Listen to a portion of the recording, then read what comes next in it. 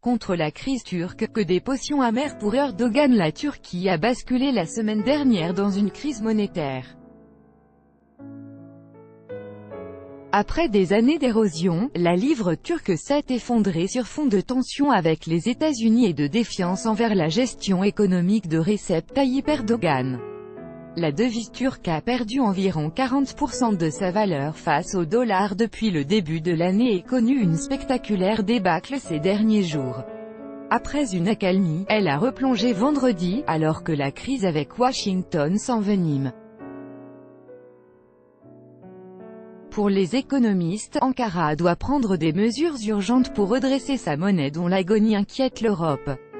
Mais la plupart des remèdes qu'ils préconisent vont à l'encontre de la politique menée jusqu'ici par M. Erdogan. Relever les taux. Les économistes répètent depuis plusieurs mois qu'une hausse significative des taux d'intérêt de la Banque centrale est nécessaire pour soutenir la livre et enrayer l'inflation galopante. Mais M. Erdogan s'oppose fermement à une telle mesure. Les marchés ont été sidérés le mois dernier par le refus de la Banque centrale de suivre cette voie en dépit de la gravité de la situation. La Banque centrale a néanmoins eu discrètement recours ces derniers jours à un mécanisme lui permettant de hausser de facto son taux au jour le jour. Turquie, Prinquipo indicateur copyright AFP, Thorsten Berding. Ce moyen détourné a renforcé les inquiétudes selon lesquelles la Banque centrale craint de subir les foudres du gouvernement, souligne William Jackson, de Capital Economics. Regagner la confiance. Les économistes s'interrogent sur la capacité de M. Erdogan a affronté la crise actuelle, d'autant plus qu'il a nommé en juillet son gendre relativement novice, Berat Albayrak, aux finances.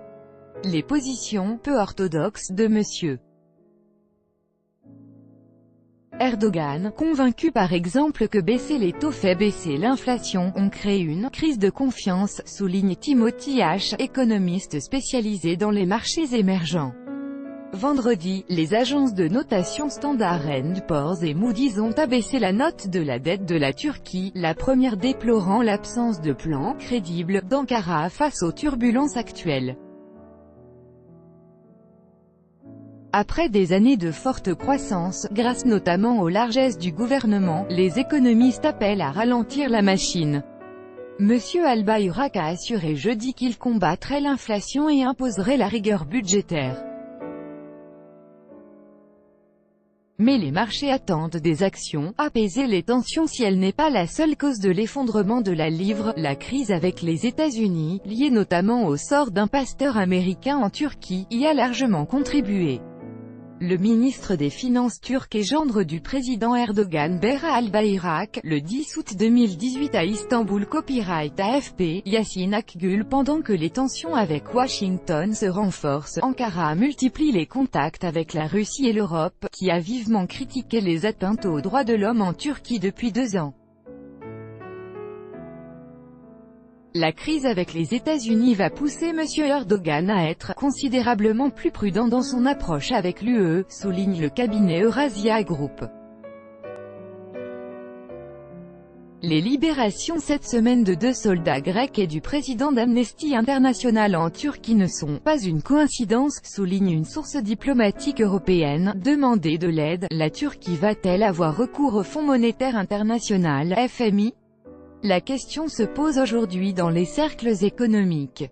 Mais faire appel au FMI supposerait que M. Erdogan, qui s'enorgueillit d'avoir réglé les dettes de son pays, ravale sa fierté et que Washington, tout-puissant dans cette institution, donne son accord. 2 obstacles de taille. Albayrak a indiqué que la Turquie n'avait aucun contact avec le FMI, ajoutant qu'Ankara œuvrerait plutôt à attirer de nouveaux investissements. Erdogan a déjà obtenu jeudi un chèque de 15 milliards de dollars de l'émir du Qatar. Mais la 17e puissance économique mondiale est bien trop importante pour rester longtemps à flot avec des petites doses d'argent étranger, nuance Holger Schmieding, économiste Berenberg. Pour l'instant, demi-mesure, les autorités turques tentent pour le moment de stopper la débâcle de la livre sans toucher au taux de la Banque centrale. Celle-ci a promis de fournir aux banques les liquidités nécessaires et Ankara a dressé de nouvelles barrières contre la spéculation sur la livre turque.